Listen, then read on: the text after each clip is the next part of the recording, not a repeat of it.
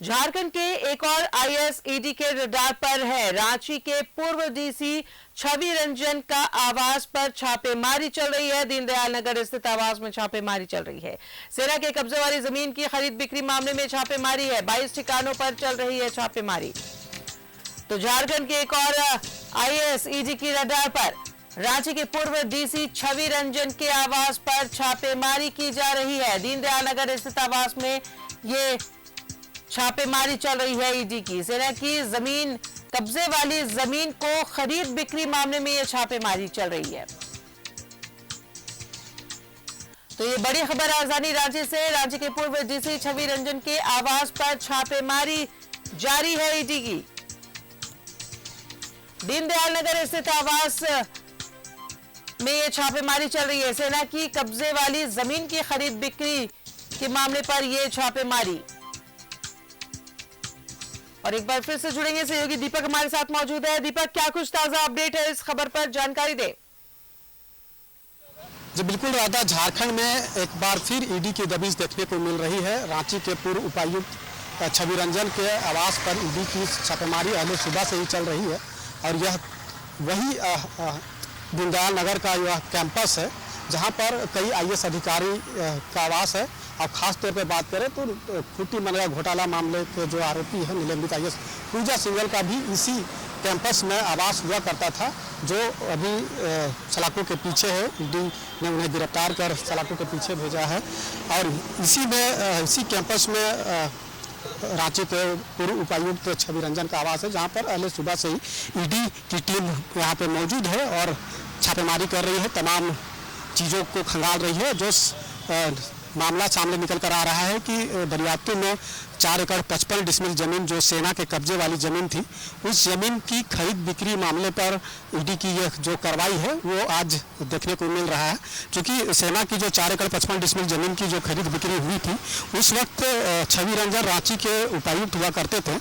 और वैसे परिस्थिति में जमीन की खरीद बिक्री कैसे हुई, जो कि सेना के कब्जे पर वो जमीन था, तो इन तमाम चीज़ों को लेकर ईडी कार्रवाई कर रही है। क्योंकि इसी मामले में रांची के जो व्यवसायी है विष्णु अग्रवाल, उनके ठिकाने पर भी ईडी ने छापेमारी की थी और उनको भी ईडी दफ्तर बुलाकर उनसे पूछताछ की थी।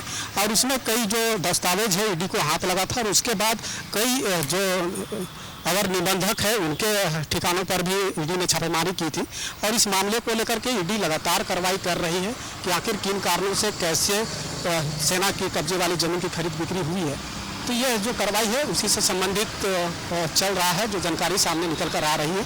और अहले सुबह से ही रांची के जो पूर्व उपायुक्त है छवि रंजन के जो आवास है, यहाँ पर ईडी की टीम मौजूद है।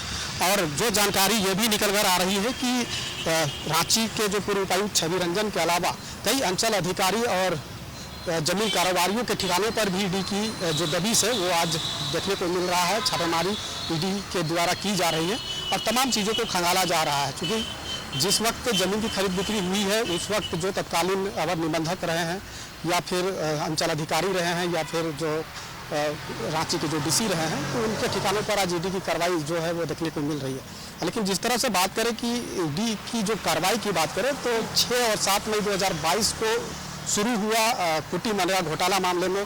उसके बाद साहेबगंज में हुए अवैध खनन के मामले पर ईडी की कार्रवाई हुई।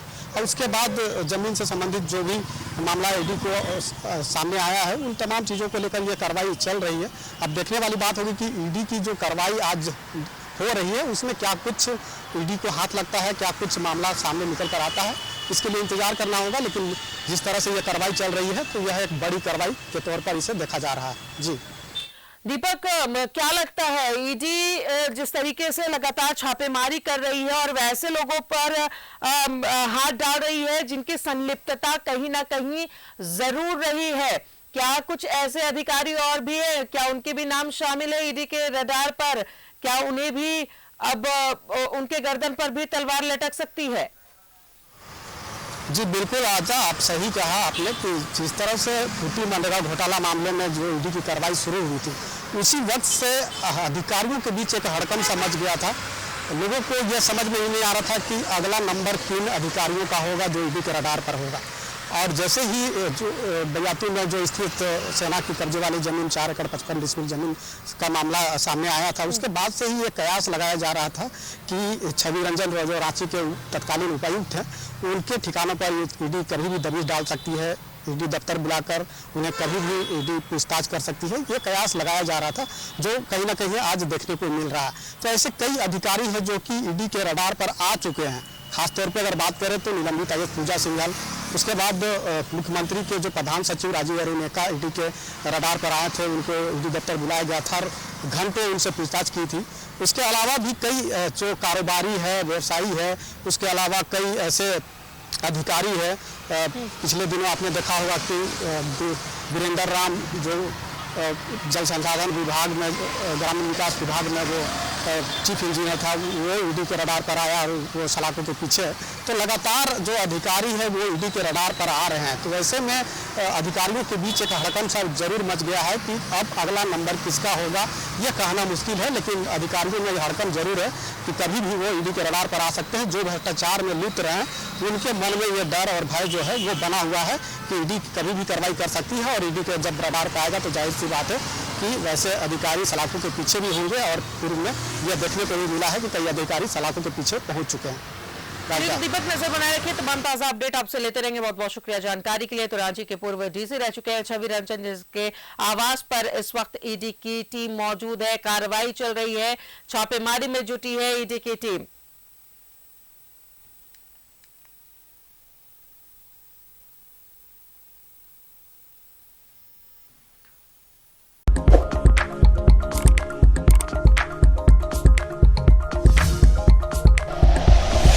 Like and share videos, subscribe करें हमारा चैनल और प्रेस करें बेल आइकॉन। News 11 भारत, सच है तो दिखेगा।